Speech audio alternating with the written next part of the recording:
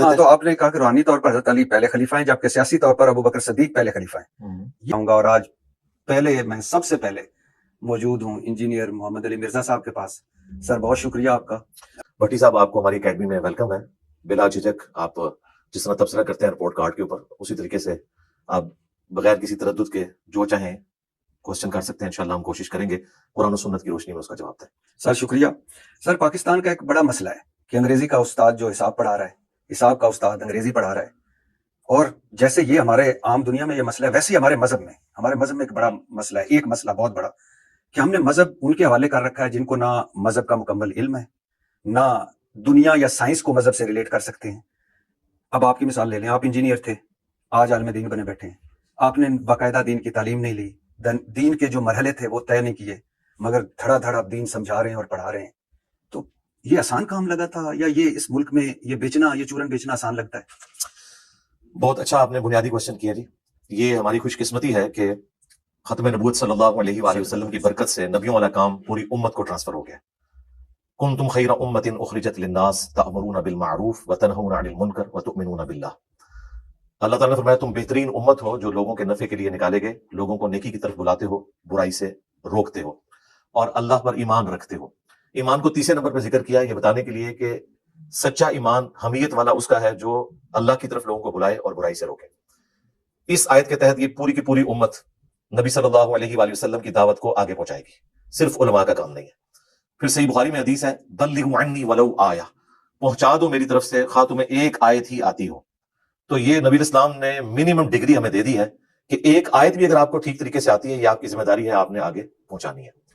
اب یہ جو مدارس کی ڈگریز والا سلسلہ ہے اور یونیورسٹیز میں ہم جس طرح تعلیم حاصل کرتے ہیں، پیرلل میں اس طریقے سے مدارس کا سلسلہ ہے جن میں قرآن و سنت کی تعلیم دی جاتی ہے. اس میں ایک ڈفرنس ہے، وہاں سے جو کوالیفائڈ لوگ نکلتے ہیں وہ پریکٹیکلی فرقوں کے ریپرزنٹیٹو بن جاتے ہیں. جو انہوں نے پڑھا تھا اس کو اس طریقے سے بیان نہیں کرتے. جس کی میں آپ کو ایک چھوٹی سی مثال دوں گا. آپ بھری کلاس میں فزکس کے پروفیسر کی غلطی نکالیں نا کہ یہ جو آپ نے وائٹ بورڈ پہ لکھا ہے کتاب اس کو سپورٹ نہیں کرتی، کتاب میں یہ ایکویشن یوں لکھی ہوئی ہے، تو وہ آپ کو کہے گا تھینک یو. لیکن بھرے مجمع میں اگر آپ عالم دین کو کہیں کہ یہ جو آپ دین بیان کر رہے ہیں قرآن میں تو ایسے لکھا ہوا ہے، تو اس کو بولنے کی ضرورت نہیں، اس کے ساتھی کہیں گے پھینک دیو. تھینک یو اور پھینک دیو میں فرق، میں آپ والی لینگویج یوز کر رہا ہوں چونکہ میری بھی کافی طبیعت جولی ہے. تو یہ فرق ہے. اسی وجہ سے سائنس ترقی کر گئی اور مذہب کے ماننے والوں کی وجہ سے مذہب پیچھے رہ گیا، کیونکہ ہمارے اندر یہ حوصلہ نہیں کہ ہم کسی کی غلطی کو اس طریقے سے سن کر اپنی ریمیڈی کریں. تو دین ہے بکش. نبی صلی اللہ علیہ وآلہ وسلم نے اپنی وفات سے پہلے امت کو کسی عالم دین کے حوالے نہیں کیا، حالانکہ آپ کے پاس تو خلفائے راشدین موجود تھے، 1.25 لاکھ کے قریب صحابہ تھے. آپ نے فرمایا اپنے پاس 2 چیزیں چھوڑ کے جا رہا ہوں، اللہ کی کتاب اور اس کے نبی کی سنت. اس کو مضبوطی سے پکڑ لینا، کبھی گمراہ نہیں ہوگے. اور غدیر خم پہ فرمایا قرآن اور میرے اہل بیت. قرآن کو مضبوطی سے پکڑ لینا، کبھی گمراہ نہیں ہوگے، اور میرے اہل بیت کے ساتھ حسن سلوک کرنا، ان کے معاملے میں تمہیں اللہ کا خوف دلاتا ہوں. تو یہی تو میری فیور میں جا رہی ہے بات. میں تو کسی مولوی کا بیٹا نہیں ہوں، میں نے کسی کی لیگسی نہیں سنبھالی. ہاں جی، علم دین حاصل کرنا ہر مسلمان مرد و عورت پر فرض ہے. سر پھر آپ دوسری طرف لے جا رہے ہیں. میں آپ کی نیکی پہ بھی شک نہیں کر رہا، تبلیغ پہ بھی شک نہیں کر رہا، آپ کے نالج پہ بھی شک نہیں کر رہا، لیکن کوئی پیچھے بیس تو ہونی چاہیے نا. بیس ہے نا، آپ کریٹیکلی چیک کر سکتے ہیں جو ہم بیان کر رہے ہیں. اگر وہ مثلا اب اس کو میں ایک مثال دیتا ہوں، اس کے بعد اپنا سوال کریں. اگر کوئی آپ کو پرائمری اسکول کا بچہ یہ کہتا ہے سورۃ البقرہ کی آیت نمبر 279 میں لکھا ہوا ہے کہ سود خور کے خلاف اللہ اور اس کے رسول کی جنگ ہے، کیا یہ آیت اور سود کے اوپر حکم بتانے کے لیے کسی مدرسے کی ڈگری چاہیے؟ اگر میں آپ کو بالکل مکمل پتا ہے کہ کس طرح مریض کو بے ہوش کرتے ہیں، کس طرح اس کو، یہ مثال میں غلط دے رہے ہیں نا. نہیں میں غلط نہیں دے رہا ہوں. اور لیکن آپ نے باقاعدہ کسی میڈیکل کالج میں نہیں گئے، آپ وہ غلط ہوگا. MBBS یہ بھی غلط ہے. نہیں یہ غلط نہیں، میں آپ کو یہ فرق سمجھانے لگا. اس لیے میں نے آپ کو بتایا نبی اسلام نے فرمایا میری طرف سے ایک آیت بھی تمہیں آتی ہے نا آگے پہنچاؤ. ٹھیک ہے سر، میں آپ میری بات سن لیں. آپ پہنچا رہے ہیں، اچھی بات سرکار میری بات سن لیں، لیکن آپ نے پہنچا نہیں رہے اس پہ آپ، وہ میں اس پہ بات پہ آؤں. پہلے میں آپ کو یہ بات بتا رہا ہوں، نبی اسلام نے کہا ایک آیت بھی آئے پہنچا دو. کیا دنیا میں ڈاکٹر انجینئر یہ بات کر سکتا ہے کہ جسے ایک ایکویشن بھی آتی ہے وہ آگے پہنچائے؟ اس کے لیے پراپر پوری ڈگری کرنی پڑتی ہے، ٹیچنگ والا معاملہ ہوتا ہے. میں آپ کو بتا رہا ہوں کہ دنیاوی ڈگری اور دین کی ڈگری میں یہ فرق ہے. آپ نہیں بلیو کرتے کہ نہیں بلیو کرتے نا، اس لیے کہ صحابہ کرام کے پاس بھی کوئی ڈگری نہیں تھی. سر صحابہ کے وقت کتنے کوئی ان کے پاس باقاعدہ ڈگری ہولڈر نہ کوئی ڈگری ہولڈر نبی صلی اللہ علیہ وسلم بالکل ان کے پاس. اچھا نبی اسلام موجود، آج بھی نبی اسلام موجود ہے دنیا میں. کیسے؟ اپنی تعلیمات کی روشنی میں. جی ہیں. آپ بتا کے گئے کہ سود حرام ہے، آج بھی وہی آتی ہے. جی نہیں وہی نہیں. آپ بتا کے گئے سود حرام ہے، بتا کے گئے نا. جی ہاں. اب مجھے بتائیں نبی اسلام کا کام تھا سود حرام ہے. اب کسی مفتی نے کیا ویلیو ایڈیشن کیا یہ بات بتا کے کہ وہ اگر مجھے بتاتا ہے کہ سود حرام ہے وہ تو قرآن میں لکھا ہے. دوسری طرف چلے گئے. دوسری طرف نہیں، میں آپ کو فرق بتانے لگا. آپ نے اس بات کو نہیں پکڑا. آپ دیکھیں گے بڑا سینسٹیو مسئلہ ہے. نبی اسلام نے کہا کہ آپ کے پاس باقاعدہ کوئی ڈگری ہے؟ یہ علیحدہ سے بات بالکل نہیں ہے. اللہ کا شکر ہے باقاعدہ میرے پاس علماء کی ڈگری نہیں دین کی میرے پاس ڈگری ہے. بلغوا عنی ولو آیا, پہنچا دو میری طرف سے خواہ تمہیں ایک آیت بھی آتی ہو. اور اگلی بات, دنیا میں آپ اگر کنگ ایڈورڈ میڈیکل کالج کی ڈگری لے جائیں نا ایکسپٹ ہوتی ہے, لیکن آپ کسی ایک مدرسے کی ڈگری بتائیں جو ایکسپٹیبل ہے. سر یہ تو آپ لوگوں کا پھر ہے نا. نہیں ہمارا تو ہے, میں تو مدرسہ سسٹم کی آؤٹ پٹ ہی نہیں ہوں. مجھے آپ بتائیں کہ یہ مدرسہ ہے دنیا میں, الازہر کی آپ بات کر رہے ہیں, الازہر یونیورسٹی میں ڈاکٹر طاہر القادری صاحب کی کتابیں پڑھائی جاتی ہیں, لیکن ڈاکٹر طاہر القادری صاحب کو کروڑوں لوگ اور لاکھوں علماء کہتے ہیں جہل مطلق ہے. یہ آپ کی ڈگری کی اوقات ہے.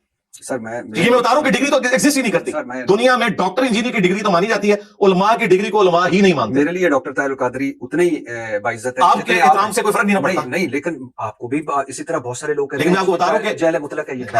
وہ ایک علیحدہ بات ہے. میں آپ کو ڈفرنس بتانے لگا ہوں دنیاوی ڈگری کا. فزکس کا پروفیسر اگر اپنی ڈگری لے کے جاتا ہے نا کہیں پہ, دنیا میں ایکسپٹ ہوتی ہے, چاہے وہ ہندو ہو چاہے وہ سکھ ہو مسلمان ہو. عالم دین کی ڈگری ایکسپٹ ہی نہیں ہوتی جب عالم دین دوسرے عالم دین کی ڈگری کو نہیں مانتے. یہ میں آپ کو ڈفرنس بتایا, آپ بات کو سمجھیں. بٹی صاحب اس بات کو کنکلوڈ کریں. نہیں اس طرح نہیں ہوگا, بات آپ کنکلوڈ کریں, اس کو سمجھیں. میں علماء کی ڈگری آپ کو بتا رہا ہوں کہ ایک فرقے کی ڈگری دوسرے کے نزدیک مانی نہیں جاتی, بلکہ وہ اسے کافر سمجھتا ہے, وہ اسے مشرک سمجھتا ہے, وہ اسے گستاخ رسول سمجھتا ہے. لیکن فزکس ڈاکٹر جس کی آپ گون کی مثال دے رہے تھے نا, کنگ ایڈورڈ کے پڑھے ہوئے کو امریکہ کا کوئی ڈاکٹر یہ نہیں کہے گا کہ یہ کافر ہے, وہ کہے گا اس کی ڈگری کی ویلیڈیٹی ہے. لیکن علماء کی ڈگری کی ویلیڈیٹی دوسرے علماء بھی نہیں مانتے, عوام الناس بھی نہیں مانتی. یہ اوقات ہے. یہ میں آپ کو ڈفرنس بتا رہا ہوں. لہٰذا آندہ کبھی آپ نے یہ بیوقوفی بھی نہیں کرنی کہ فزکس کی ڈگری یا ڈاکٹری یا میں نے میکینیکل انجینئرنگ کیا اس کی مثال آپ علماء کی ڈگری سے دیں, کیونکہ فزکس کا پروفیسر دنیا میں جہاں بھی ہے تھیوری آف ریلیٹیوٹی ایک ہی پڑھائے گا. لیکن میں بتا رہا ہوں ڈفرنس بتا رہا ہوں. دیکھیں میں نے تھیوری آف ریلیٹیوٹی سوال اٹھایا آپ نے, نہیں میں جواب دے رہا ہوں. جذباتی ہوں تو میں آپ کو کافر کہوں, یہ تو میں نہیں کہوں گا. تو کہتے کوئی حرج نہیں, میں تو اس کے خلاف کھڑا ہوں.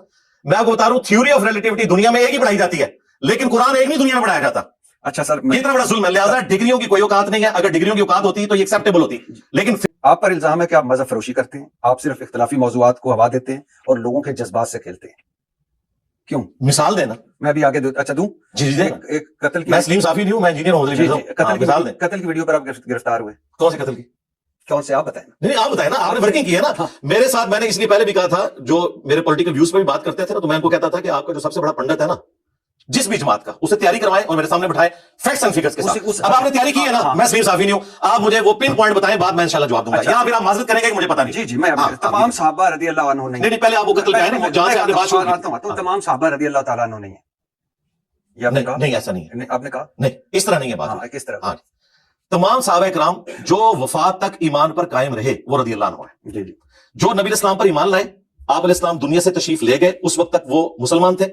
اس کے بعد وہ ہو گئے مرتد, کوئی منکرین زکات بنے, کوئی مسلمہ کذاب کے ساتھ مل گئے, ان کو ہم رضی اللہ عنہ نہیں کہیں گے. اسی طریقے سے نبی اسلام کی مبارک زندگی میں بھی جو صحابہ کرام شروع میں ایمان لائے لیکن حضور کی زندگی میں دین کو چھوڑ گئے, جس طرح ام حبیبہ کا ہسبینڈ تھا عبید اللہ, ٹھیک ہے, وہ ہجرت حبشہ میں شامل تھا. ہجرت مدینہ سے بڑی ہجرت ہے ہجرت حبشہ, وہ پہلے ہوئی ہے.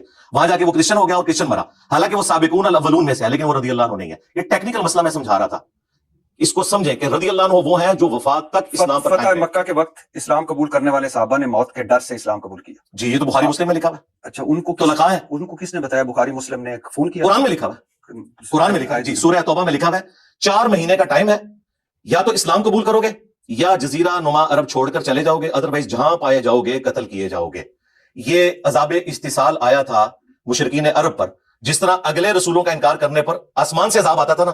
سورہ توبہ میں آیا کہ صحابہ کی تلواریں میں نے مسلط کر دی ہیں ان لوگوں پر جو آپ ایمان نہیں لائیں گے. ہوا کیا کہ لوگوں نے اسلام قبول کر لیا. ان کے لیے ٹرم استعمال ہوئی ہے احادیث میں طلقاء.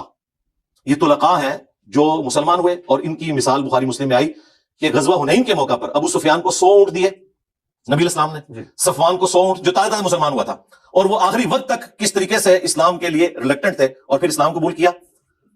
تو انصار مدینہ میں چند نوجوان تھے, انہوں نے کہا کہ اس شخص پہ اپنے قبیلے کی محبت غالب آ گئی ہے. رسول اللہ کے بارے میں بات کی, کلمات کفر تھے یہ, رسول اللہ کے بارے میں بولنا. اچھا, بخاری مسلم کے الفاظ ہیں, ظاہر ہمارے پاس سورس آف نالج بکش ہے. میں نے آپ کو یہ تو نہیں فرمانا کہ مفتی فرماتے ہیں فلاں نے فتویٰ دے دیا, اس لیے تو میں کہتا ہوں کہ میرا جو لیول ہے اس میں بتا رہا ہوں کہ ان کے فتووں کی اوقات نہیں, ہم تو بکش نالج رکھ رہے ہیں الحمدللہ. یہ سارے کہتے ہیں سود حلال ہے, ہم کہیں گے سورہ البقرہ کی آیت نمبر 279 میں حرام لکھا ہوا ہے. جوتے کی نوک پہ تمہاری ڈگریاں, قرآن کے خلاف تمہاری ڈگری کو ہم کیا مانیں گے؟ ادھر بھی آئے. بخاری مسلم میں آیا, جب یہ بات کی تو اللہ تعالیٰ نے وحی کے ذریعے نبی اسلام کو بتایا, آپ نے ان کو بلوایا, آپ نے فرمایا تم نے یہ گفتگو کی ہے. تو پھر سینئر لوگ پڑے, انہوں نے کہا یا رسول اللہ, جذباتی لوگ تھے, یہ بات کی. آپ نے فرمایا کیا تم اس بات پہ خوش نہیں ہے کہ یہ دنیا کا مال لے جائیں اور تم اللہ کے رسول کو لے جاؤ؟ کون دنیا کا مال لے جائے؟ 100 اونٹ جن کو دیے تھے, اور تم اللہ کے رسول کو لے جاؤ. اللہ کی قسم पूरी दुनिया एक घाटी में चले और अंसार दूसरी घाटी में, मैं उनके साथ हूं, मेरा जीना मरना अंसार के साथ है, क्योंकि इन्होंने मुश्किल वक्त में मेरा साथ दिया। नबी इस्लाम को भी पता था कि ये जो लोग अब मुसलमान हुए हैं इनके पास और कोई चारा नहीं था, इनको हम कहते हैं तुलका, लेकिन रज़ी अल्लाह अन्हु कहते हैं कानूनन वो सहाबा है, उनका एहतराम भी जरूरी है, लेकिन अगर कोई शख्स कहता है कि इनको हम खड़ा करेंगे साबिकून अल अव्वलून के साथ, जिनकी कुर्बानियां हैं, जिनकी वजह से इस्लाम यहां तक पहुंचा, तो वो तो कुरान भी कहता है कि जो फतेह मक्का से पहले मुसलमान हुए जो बाद में वो बराबर नहीं हो सकते। क्यों? फतेह मक्का से पहले घंटी लगती, आयत कौन सी? सूरतुल हदीद की आयत नंबर 10 है क्या? कि जो फतेह मक्का से पहले मुसलमान हुए और जो बाद में हुए ये बराबर नहीं हो सकते। और अल्लाह ताला ने सबके साथ अच्छा वादा किया, वकुल्लुम वअदल्लाहुल हुस्ना। फिर सूरह तौबा में 3 कैटेगरी सहाबा किराम की बताई गई। पहले साबिकून अल अव्वलून मिनल मुहाजिरीन वल अंसार, दूसरे कहा गया पक्के मुनाफिक है जो नबी ना तुम जानते हो ना तुम्हारे साथियों को पता है, मदीना में भी और अहले मदीना के इर्द गिर्द अराबियों में भी, और तीसरे वो हैं जो मिले जुले अमाल करते हैं। सहाबा किराम भी सारे बराबर नहीं थे। मुनाफिकीन का पता बाज का तो चल गया और बाज का आज की डेट में नहीं हमें पता, जाहिर है वो बीच में शामिल हो गए थे। ये सबसे बड़ा सबूत है कि नबी इस्लाम ने जब आंखें बंद की, आपने जिनको ईमान की हालत में छोड़ा, उस डेट तक वो आपके और मेरे फतवे के तहत रज़ी अल्लाह अन्हु थे, लेकिन जब वो मुनकिरीन ज़कात के साथ मिले, मुसलमा कज़ाब झूठे पैगंबर की पैरवी इख्तियार की, तो रज़ी अल्लाह अन्हु से लानतुल्लाह अलैह बन गए। इसका मतलब है कि रज़ी अल्लाह अन्हु बोलते हुए बड़ी एहतियात करनी चाहिए कि ये किन के बारे में हो रही है। अब ये कोई कहे कि नहीं जी आज तुम्हें पता चल गया कि वो काफिर हो गए थे तो उनके बारे में आयत भी नहीं है, नबी इस्लाम को तो इस बात का नहीं पता। आपने अपनी जिंदगी में उन्हें सहाबी छोड़ा है, ठीक है, इसलिए बुखारी मुस्लिम में अल्फाज है, मेरे हौज़े कौसर में मेरे साथी लाए जाएंगे, मैं कहूंगा असहाबी ये तो मेरे साथी हैं, तो बताया जाएगा या रसूलल्लाह आपकी वफात के बाद ये दीन से उल्टे कदम फिर गए थे। तो नबी इस्लाम कहते हैं मैं उस वक्त वही कहूंगा, बुखारी मुस्लिम के अल्फाज है, जो हजरत ईसा कहेंगे कि अल्लाह जब तक मैं इनमें मौजूद था इन पर गवाह था, जब तूने मुझे उठा लिया तो तू इन पर गवाह है। तो नबी इस्लाम फिर कहेंगे सुहकन सुहकन लिमन गय्यर बादी, इनको मुझसे दूर कर दो जिन्होंने मेरे बाद मेरे दीन को बदल दिया। इब्ने कसीर बड़े मुफस्सर हैं या आप उनसे बड़े हैं? मुझे इब्ने कसीर के साथ कोई कंपैरिजन करने की जरूरत नहीं है। आपने उन पे गुफ्तगू फरमाई हुई, क्या किया आप करें, यानी उन पे कि इब्ने कसीर पे आपने फतवा सरकार इस तरह नहीं, तकरीबन फतवा मैंने बताया ना मैं सलीम साफी यहाँ ना मैं इमरान खान इब्ने कसीर पे ना तकरीबन मैं इमरान रियाज, मैं इंजीनियर हूं कि इब्ने कसीर ने सेक्सी बातें लिखी। जी, लिखी नहीं है। हाँ, तो आप बताना जरूरी था। वो बताने इसलिए जरूरी था कि इब्ने कसीर की हुई गलतियां कुरान के खाते में ना पड़े। कुरान की तफसीर के साथ जो कुछ किया गया उसकी वजह से नॉन मुस्लिम्स के हाथ वो चीजें लगी। रंगीला रसूल जो किताब है ये कहां से आई है? आप क्या समझते हैं उसने बैठ के नबी इस्लाम के ऊपर इल्जाम लगाया? अब हमारे लोगों को तो पता ही नहीं है, हमारी किताबों से चीजें उठाई हैं। आज जितने गैर मुस्लिम रसूलुल्लाह की जात के ऊपर हमले करते हैं ना, तो इसी किस्म की चीजें उठा के करते हैं, बेहुदा चीजें। तफसीर के अंदर तफसीर तबरी, इब्ने कसीर तो बहुत बाद में आया, तफसीर तबरी पहले 300 साल में लिखी गई है, उसमें नबी इस्लाम की जात के हवाले से स्कैंडल लिखा हुआ है, वो झूठी रवायतें हैं। तो इसलिए हम कहते हैं पढ़ते हुए एहतियात करें कि ये कुरान है, और इब्ने कसीर जब कोई हदीस का रेफरेंस देना तो मान लें इब्ने कसीर की डिग्री से आपने धोखा नहीं खाना, आपने देखना वो बात बुकिश कर रहा है कि नहीं कर रहा। मैं आपको जो फर्क वाले बता रहा था ना कि डिग्रियों की ये औकात है कि इब्ने कसीर इमाम है, लेकिन जब कुरान और सुन्नत के खिलाफ बात करेंगे तो 0 से मल्टीप्लाई होगी। इसलिए आप फिजिक्स केमिस्ट्री के प्रोफेसर को एक मुफ्ती से कंपेयर नहीं कर सकते। फिजिक्स केमिस्ट्री का प्रोफेसर तो बात कर सकता है, मुफ्ती नहीं कर सकते। जी जी, मैं तो आपको बताया, मैं सलीम साफी मैं इंजीनियर हूं। मिर्जा अमीर मुआविया के हवाले से आपने कुछ अल्फाज कहे थे क्या? कि हुजूर सल्लल्लाहु अलैहि वसल्लम ने उनको ये कहा? नहीं कहा था। नहीं, ये आपने नहीं कहा? नहीं, मैंने क्यों कहना? बनु उमैया के हवाले से आपने कभी कोई और बात नहीं की? नहीं, वो तो हम करते हैं, आप पिन पॉइंट करें। देखिए बीच में से चीज नहीं उठानी कि नमाज के करीब मत जाओ, तो कुरान में लिखा है, कुरान में ये भी लिखा है कि ईसा इब्न मरियम अल्लाह के बेटे हैं, लेकिन साथ लिखा है लक़द कफ़र अल्लज़ीना क़ालू इन्नल्लाहा हुवल मसीह इब्न मरियम, वो काफिर है जो कह रहे हैं कि ईसा इब्न मरियम ही अल्लाह है। जी वो तो पता है मुझे। बट साहब मेरा वैसे पता क्या ख्याल है, आप तैयारी करें सारे उलमा को उठा के और फिर आए। नहीं मैं आऊंगा, फिर वर्किंग पूरी करें। नहीं वर्किंग पूरी, क्योंकि अभी जो भी इधर आया ना वर्किंग वगैरह आप दिल पे ले गए। मैं नहीं, मैं वैसे बता रहा हूँ। अब आपने मिसाल देनी है, आपने कहा ये है, ये सलीम साफी के तो आपने क्लिप चलाए, मेरा भी कुछ चलाए और जिसमें पूरे कॉन्टेक्स्ट के साथ बात होगी मैंने क्या बात की। नहीं बिल्कुल आप ठीक कह रहे हैं। आपने इमाम अबू हनीफा के बारे में क्या कहा था कि इख्तिलाफी बहुत सारे इख्तिलाफात किए उनसे? जी जी जी, आपको कोई इख्तिलाफ है इमाम अबू हनीफा से? जी, वो नबी इस्लाम के माँ बाप को काफिर कहते हैं। आप नबी इस्लाम के माँ बाप को क्या समझते हैं? नहीं मैं तो नहीं कहता काफिर। हाँ तो वो कहते हैं, ये मुझे उनसे इख्तिलाफ है। आपका क्या ख्याल है, वो गलत कहते हैं? जी गलत कहते हैं, बिल्कुल। आप बुकिश नॉलेज को? जी बुकिश नॉलेज ये है कि नबी इस्लाम के माँ बाप अहले फितरत है, आपके वालिद आपकी पैदाइश से पहले फौत हुए जी, और कुरान का फतवा है वमा कुन्ना मुअद्दिबीना हत्ता नबअसा रसूला, हम अजाब देते ही नहीं जब तक कि रसूल को मबूस न करें। और कुरान में आया लितुनज़िरा कौमन मा उनज़िरा आबाउहुम फहुम गाफिलून, ए नबी हमने आपको उस कौम में नबी बना के भेजा है जिनके पास कोई रसूल नहीं आया, वो गाफिल थे। नबी इस्लाम के वालिद मोहतरम सैयदना अब्दुल्लाह रज़ियल्लाहु ताला अन्हु अलैहि सलाम आपकी पैदाइश से पहले फौत हुए, उन्होंने किसी नबी की दावत को ठुकराया नहीं है, उन्होंने नबी इस्लाम का जमाना पाया नहीं, वो अहले फतरत है। फतरत वाले वो लोग हैं जिन तक किसी नबी की दावत नहीं पहुंची होती। अच्छा, नबी इस्लाम की वालिदा उस वक्त फौत हुई जब नबी इस्लाम की उम्र 6 साल थी, लिहाजा ये आउट ऑफ क्वेश्चन है इस हवाले से कि कोई नबी इस्लाम के माँ बाप को काफिर कहे या नाउज़ बिल्लाह उन्हें जहन्नमी कहे جن روایتوں سے انہوں نے سہارا لیا وہ ساری آؤٹ آف کانٹیکسٹ ہے, میں نے ان کے جواب ریکارڈ کروائے. تو اس معاملے میں مجھے اختلاف ہے, اس کے علاوہ بھی کئی ایک معاملات میں اختلاف ہے. امام ابو حنیفہ نے کہاں لکھا تھا کہ نبی صلی اللہ علیہ وسلم کے والدین؟ ان کی کتاب الفقہ الاکبر, اتنی سی کتاب ہے اچھا, جو عقیدے کی ہے, جو مدارس کے اندر پڑھائی جاتی ہے, آپ مارکیٹ سے پرچیز کر سکتے ہیں. کتاب پی کا ڈی ایف نام اس کا کیا ہے؟ الفقہ الاکبر, پہلے صفحے کے اوپر ہی لکھا ہے اسٹارٹ میں. اچھا, آپ نے اور نہ صرف لکھا ہے بلکہ ان کے ماننے والوں نے, ملا علی قاری نے اس کتاب کا دفاع بھی کیا ہے اور اس عقیدے کا دفاع کیا. اچھا, آپ نے کہا کہ آپ روحانی طور پر حضرت علی پہلے خلیفہ ہیں, جی اس طرح بات نہیں ہوئی, وہ ڈفرینٹ بات ہے.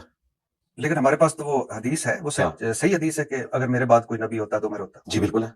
تو آپ نے, میں آپ کا ایک ٹی وی شو بھی دیکھ رہا تھا, اس میں آپ نے حضرت موسیٰ اور ہارون اور نبی اور حضرت علی, جی بخاری مسلم کی حدیث, یہ ساری باتیں اپنی جگہ درست ہے, اپنے اپنے کانٹیکسٹ میں رکھ لیتے ہیں, ایک ایک کر کے شروع کر دیتے ہیں. تو آپ نے کہا کہ روحانی طور پر حضرت علی پہلے خلیفہ ہیں, جبکہ سیاسی طور پر ابو بکر صدیق پہلے خلیفہ ہیں. یہ روحانیت اور سیاست اور یہ آپ نے کیسے دو؟ ہاں, یہ اس طرح نہیں ہوا تھا. یہ مولانا اسحاق صاحب کے اوپر اعتراض کیا گیا تھا.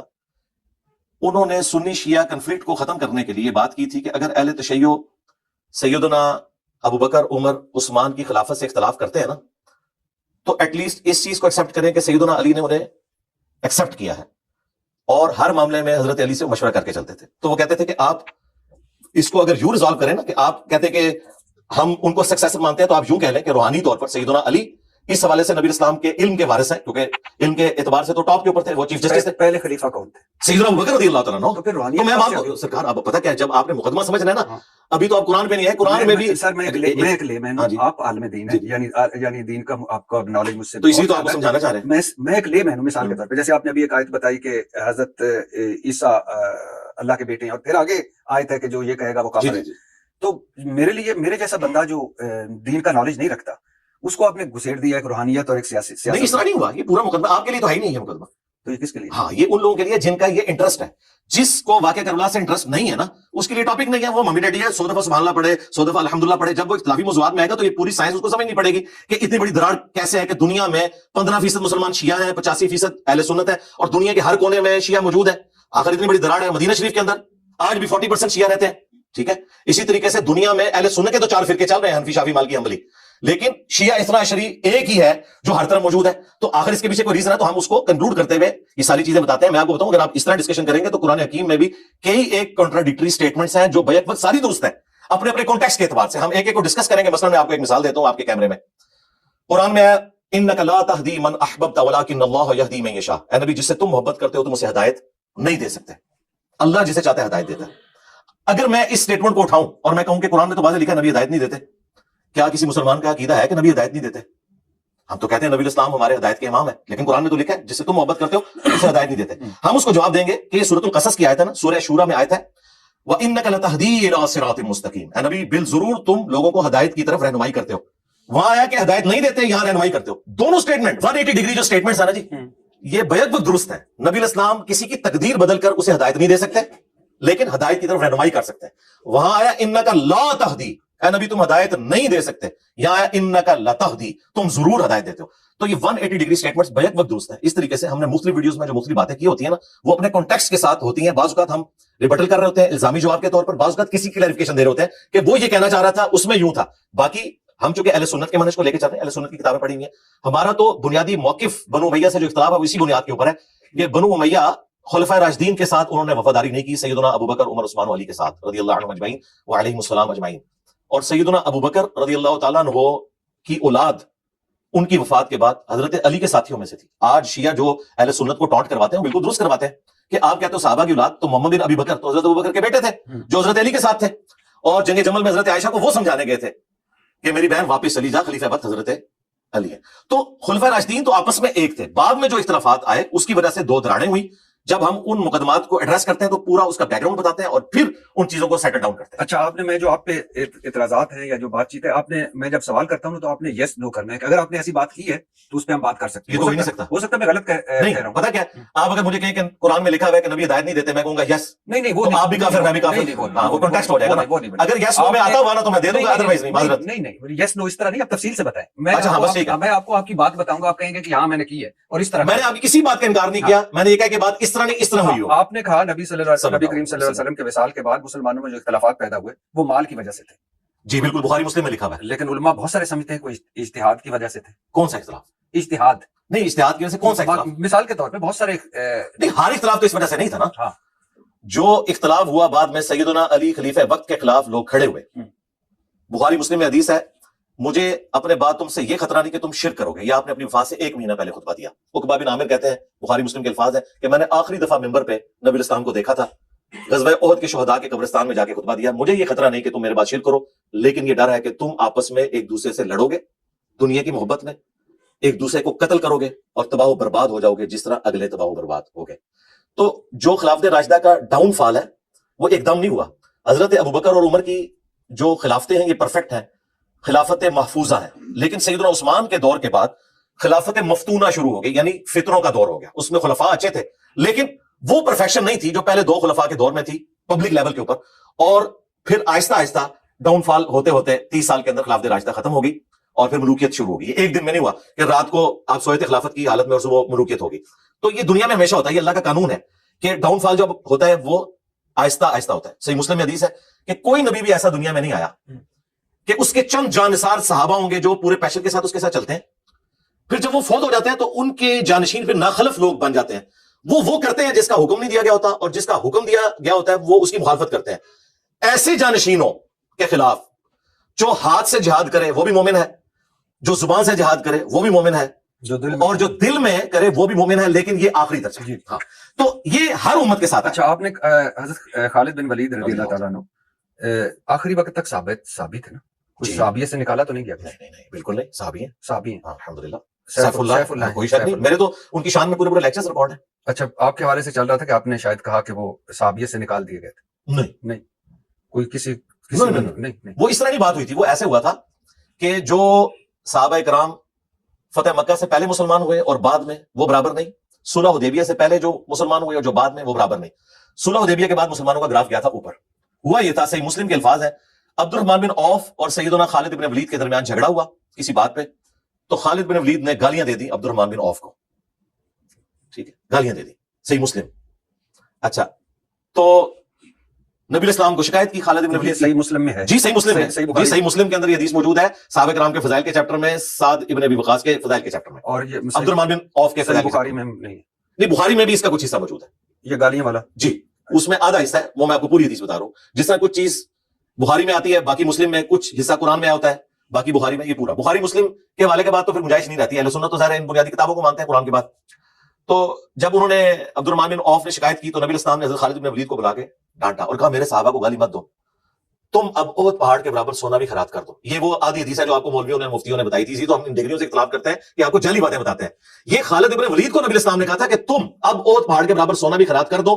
میرے عبد الرحمن بن عوف نے ایک مد بلکہ اس کا آدھا گندم جو دیا, ایک پاؤ گندم, اس کے برابر ثواب نہیں ہو سکتا. احد پہاڑ 7 میل کے اوپر پھیلا ہوا چٹکل پہاڑ ہے, وہ سونا ہونا تو عبد الرحمن بن عوف اتنی سی گندم کرے نا خالد, تمہارا وہ سونا اس کو نہیں پہنچ سکتا. ٹھیک ہے, یہ میں نے بیان کیا تھا کہ دیکھیں صحابی تو عبد الرحمن بن عوف بھی تھے اور خالد بن ولید بھی تھے, لیکن خالد بن ولید کو نبی الاسلام کیا کہہ رہے ہیں, تم میرے صحابہ کو گالی مت دو.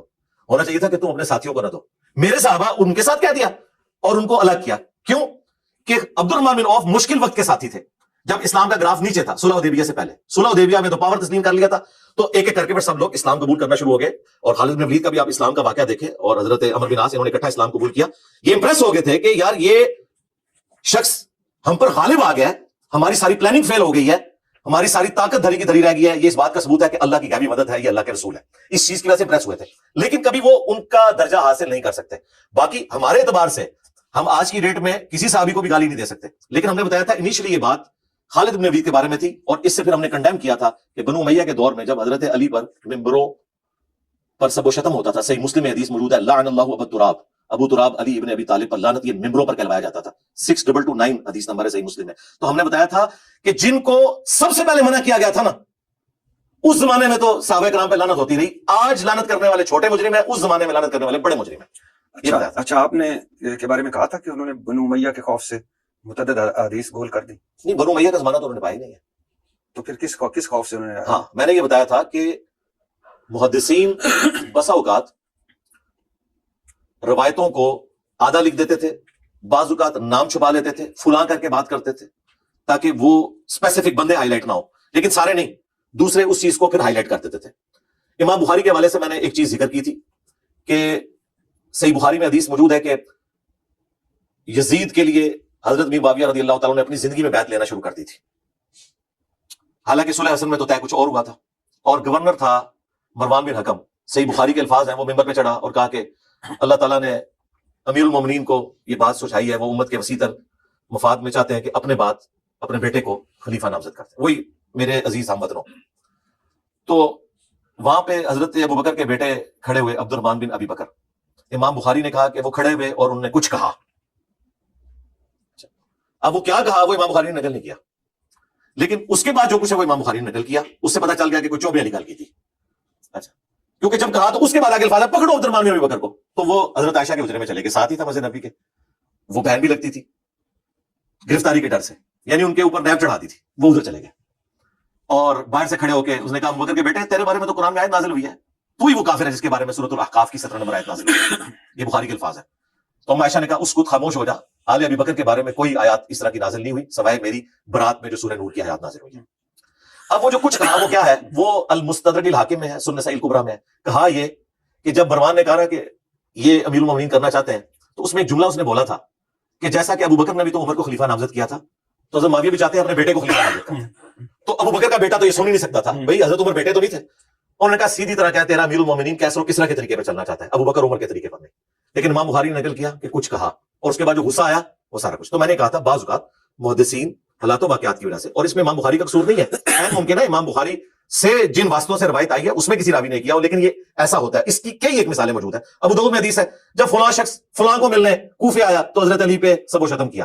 لیکن یہ حدیث مسند احمد میں سنن نسائی کبریٰ میں آتی ہے، تو آتا ہے کہ حضرت معاویہ مغیرہ بن شعبہ کو ملنے کوفے آئے تو انہوں نے ممبروں پہ خطیبوں کو کھڑا کیا حضرت علی پہ سب و شتم کرنے کے لیے. ابو داؤد میں آتا ہے کہ حضرت علی کے اوپر سب و شتم ہو رہا تھا مغیرہ بن شعبہ رضی اللہ تعالیٰ عنہ کے سامنے. اچھا، اور مسند احمد میں پھر پوری ڈیٹیل آئی اور بتایا کہ یہ کون سے صحابی تھے جن کے سامنے یہ کچھ ہو رہا تھا. تو اس طرح بعض محدثین کو چیز نقل کرتے تھے. تو یہ اس کانٹیکس میں بات ہو رہی ہے. اگر یہ بات ہوتی کہ ہم امام بخاری کو کوئی کرٹیسائز کر رہے ہوتے تو یہاں میں نے بخاری تو نہ رکھی ہوتی. نہیں، آپ بہت سارے ایسے یعنی ان میں ساری چیزیں تو غلط نہیں ہو سکتی نا، کرٹیسائز. نہیں، ہم تو اس کو صحیح مانتے ہیں. میں بھی صحیح ہاں صحیح مانتے ہیں الحمدللہ. اچھا، آپ نے کہا امام ترمذی کی فرقہ واریت کی بیماری میں مبتلا تھے امام صاحب، اور ان کے دل میں بغض اہل بیت تھا.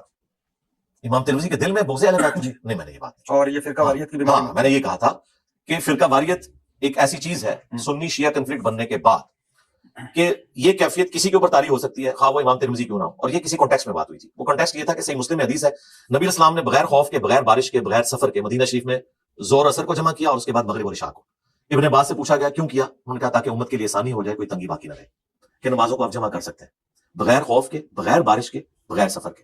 یعنی بتانا چاہ رہے تھے کوئی مجبوری نہیں تھی، اس کے باوجود دو نمازیں اکٹھی پڑھا دی، زور اثر اور مغرب عشاء. امام ترمذی نے بھی ان روایتوں کو نقل کیا ہے. اس کے بعد وہ کہتے ہیں کہ لیکن امام شافعی اور احمد بن حنبل کہتے ہیں کہ بغیر مجبوری کے نمازوں کو جمع نہیں کرنا چاہیے. تو میں نے کہا حدیث یہ نہیں کہہ رہی تھی، حدیث تو کھول کے کہہ رہی ہے بغیر خوف کے، بغیر بارش کے، بغیر سفر کے. یہ کہتے ہیں نہیں، یہ تو نہیں کہا بغیر مجبوری کے، کہا ہے یہ کیونکہ اس کے آگے جب پوچھا گیا کیوں کیا تو انہوں نے کہا تاکہ امت کے لیے آسانی ہو جائے، کوئی تنگی باقی نہ رہے. یعنی یہ ایک آپشن بھی اویلیبل ہو. گو افضل 5 الگ وقت میں، لیکن جمع کر سکتے ہیں. یہ 10 حدیثیں صحیح مسلم میں اوپر تلے 1628 سے 1637 تک. تو اس پہ جو امام ترمذی نے احمد بن حنبل اور امام شافعی کا قول نقل کیا تھا اس میں نے کامنٹس کیے تھے کہ چونکہ سنی شیعہ فرقہ واریت ہو چکی ہے، شیعہ نے ٹسل لگائی ہے کہ انہوں نے 3 اوقات میں 5 نمازیں پڑھنی ہے، اور سنیوں نے یہ ٹسل لگائی ہے کہ نمازوں کو جمع نہیں کرنا. یہ دراڑ آ چکی ہے نا، اس کی وجہ سے یہ سب کچھ ہمیں دیکھنا پڑا. لہٰذا فرقہ واریت یا اختلاف رائے جو اس حوالے سے سامنے آتا ہے، خواہ آج کا کوئی عالم بیان کرے، خواہ امام ترمذی کرے، تو آپ کو پڑھنے سے پہلے سوچنا چاہیے کہ حدیثوں کے ہوتے ہوئے اگر کوئی امام کامنٹ کر رہا ہے تو اس میں عین ممکن ہے کہ اس کی جو سنی شیعہ کنفلکٹ والا جو ایک معاملہ ہے وہ آ گیا. آپ مانتے ہیں بادب بامراد ہوتا ہے؟ جی، رسول اللہ کا ادب کریں گے، جو رسول اللہ کا ادب نہیں کرے گا اس کا ادب کوئی ادب نہیں. لیکن آپ مانتے ہیں بادب بامراد ہوتا ہے؟ جی، نبی اسلام کا ادب. اچھا، اسلام میں آپ مانتے ہیں اخلاق کی اہمیت ہوتی ہے؟ بالکل ہے اخلاق کی اہمیت. آپ ہمارے دین میں ہے کہ یہ میری بھی آپ رہنمائی فرمائیے گا کہ ہم دوسروں کے جھوٹے خداؤں کو جھوٹا نہ کہو.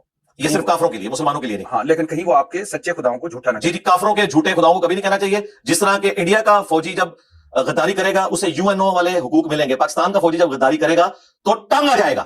لہٰذا مولوی اگر اسلام کے ساتھ غداری کرے گا وہ ٹانگا جائے گا. کافروں کے جھوٹے خداؤں کو ہم نے کچھ نہیں کہنا، کیونکہ مولوی ہمارے خدا کے ذریعے ہمیں ڈیسیو کر رہا ہے، ہم اسے بتائیں گے کہ تو فراڈی ہے. یہ فرق آپ نے ذہن میں رکھنا. یہ آپ نے 2 چیزیں ابھی میں نے نوٹ کی، ایک ذکر کرتے ہوئے آواز آپ کی اتنی اونچی، اور دوسرا فراڈیا. کیا چیز؟ اس کے دوسرے لفظ بھی تو ہو سکتے ہیں کہ یہ ٹھیک نہیں ہے، مجھے یہ غلط ہے. اس سے بڑے الفاظ دیں نہیں. فراڈ دین کے ساتھ جو فراڈ کرے اس سے بڑا کوئی فراڈ ہی نہیں ہے. مجھے منافق کہنا چاہیے تھا، میں نے یہ نہیں کہا فراڈی کا. مفتی تک باقی آواز اونچی کرنا، دیکھیں پہلے علم کے ہاں جب یہ ڈسکشن ہوتی ہے نا، آواز اونچی کرنا یا یہ لفظ جو استعمال کیا اسے آپ ڈکشنری میں چیلنج کر سکتے ہیں. میں آپ کو ڈکشنری سے ثابت کر سکتا ہوں کہ جو دین کو بگاڑ کے پیش کرے قرآن و سنت کی روح سے وہ منافق ہے, وہ فاسق ہے. میں نے فراڈی تو بڑا چھوٹا لفظ استعمال کیا, وہ کذاب ہے.